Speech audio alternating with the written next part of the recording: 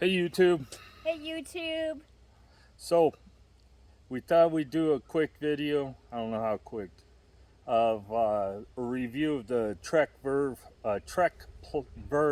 Plus 2. What a name! We've got about 200 miles on the bikes right now.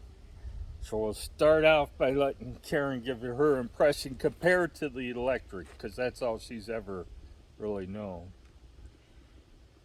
Gosh, I don't know if I can remember. um, the electric, the electric. We haven't ridden them in so long, but I definitely love this new one. Um, what do I say? Gosh, What's it? it. Is it faster than the electric?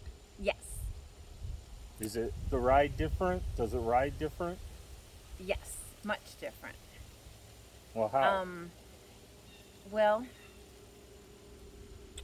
it's easier to pedal.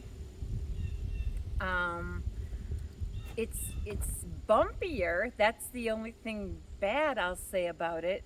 Is that I don't like the thinner tires. Um, but it's it. Gosh, you have to pedal to make it go. There's no throttle. It's a class Um, one. right, class one. But it's a lot easier for me to shift the gears, to change the gears. I have an awful time remembering things, especially when I have to do it quickly. Um, but I don't have a problem most of the time quickly changing the gears on this one. And I can remember how to go, which goes lower gear and which is the higher gear. Um, and so that's really all you have to remember to make your ride comfortable, um, is that if you're coming to a stop, downshift. If you're going up a hill, downshift. And other than that, it's just so easy to pedal. I'm trying to think of other comparisons I can make. Well, Oh, I don't have any. The last 2 days, yesterday we rode 16 miles and I had zero carpal tunnel problems.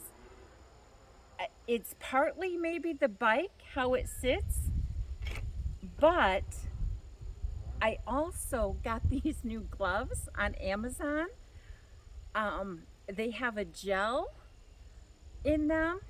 Um, I don't know if you can see the brand. They're Moreok, Moric.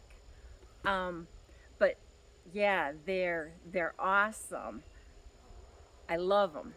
So if you have any problems with carpal tunnel at all, these are the go-to. Um, for me, anyways. she got Easy them on. on Amazon. Yeah, I told them that. So I'm still riding the same gloves I always ride. Uh, Carpal tunnel's probably a little better on this bike, but I don't think it's much better. Range, compared the range to these bikes to the electric is quite a bit of difference.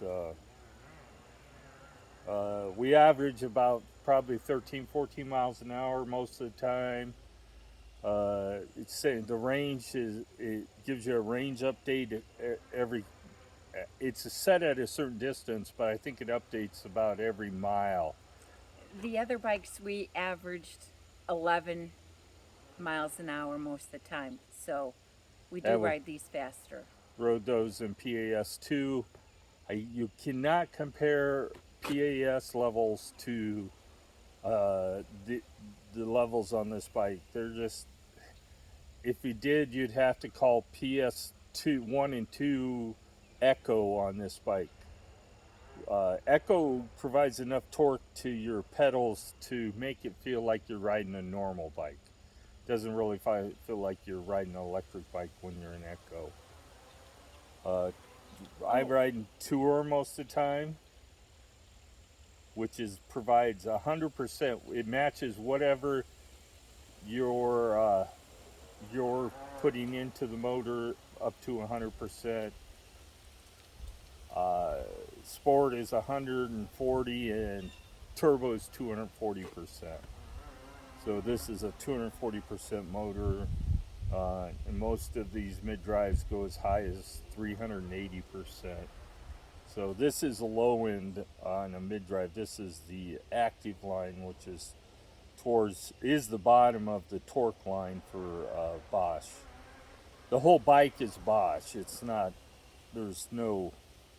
Bosch sells all their product as a system, so they're pretty stubborn that way. You buy a Bosch system, you have to buy the battery, their drive system, and their control system. Anything else? Well, I thought of something a minute ago, but it's gone again. Uh, Sorry, people. My mind is not how very good. How do the brakes compare? I don't know about. I think it stops easier, Yeah, it requires less force because these are more lightweight bike, isn't it? the bike weighs 51 pounds compared to 64 pounds for the electric. And I can feel it. You know, just those few pounds lighter, you can really feel it. That's, I think, partly what makes it easier to ride. Haven't You done any. didn't have to do upgrades on this one either. Well, not yet. We were just talking about probably going to put wider handlebars on it. But For these you, but I think mine's fine. these are standard handlebars, so there's not going to be a problem finding ones to fit at the right length. Oh, I know what I like better about it. I thought of it. Remember on the electric when I go to start out sometimes, or when I go to stop actually, it takes off on me. Mm-hmm. Yeah, when I'm coasting, it'll just kind of take off on me, and almost throw me off the bike and scares me. And I don't have that problem with this one. And is that because it doesn't have a throttle, or because it's a class 1? Yeah, well, the other Or the bike setting that it had you've a got it on. sensor. It had a cadence sensor, and the cadence sensor is either on or off. And if it got to a magnet and you were moving the pedal back and forth just even a tiny bit, it would think that was you pedaling. Whereas this, you actually have to provide torque to the motor for it to realize that it needs to provide assistance. Right, so you have to pedal. So if you just stop to coast because you're coming up to a stop, it doesn't zoom and take off on you and scare you. It just, it comes to a stop. So, when I can get on and off from it easier, I don't know, maybe is the seat different? Because I slide right off from this one. I don't know if it's the seat cover or if it's just easier for you to get off. These bikes do have a suspension seat post on them, and I'm on the fence. I don't like the fact that it sags no matter how I have it adjusted. The seat, I like my seat I have on the electric better. I have a specialized comfort seat. These ones, there's the padding on the back of it is so flexible that it doesn't feel solid enough, and I get a sore butt cheek from it, just the left one.